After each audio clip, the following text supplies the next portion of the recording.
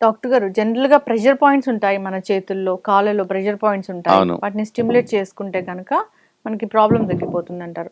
మన కిడ్నీ పేషెంట్స్‌కి ఏమున్నాయి? మా కిడ్నీ పేషెంట్స్ మేము చాలా ఐటెమ్స్ ఇస్తున్నాం.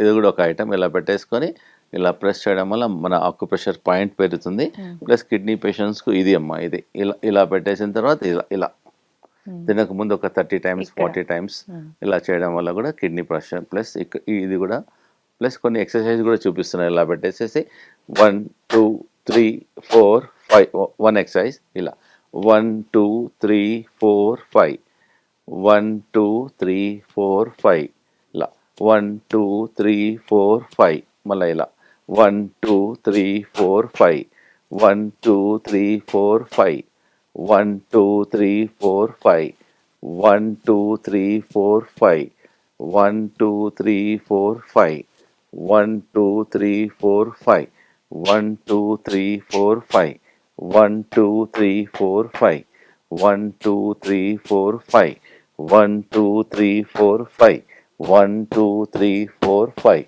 1, 2, 3, 4, 5 ఇవన్నీ సింపుల్ అమ్మా. మనం చూసారా అంత చేతిలోనే రెడ్ అయిపోయినాయి. Easy anybody can do it. దీనివల్ల చాలా బాడీలో ఉన్న ఆక్యుప్రెషర్ పాయింట్స్ అన్నీ స్టిమ్యులేట్ అవుతాయి. Yes. Everybody can do while watching TV చేస్తుంటూ చేసేయచ్చు. థ్యాంక్ యూ అమ్మా.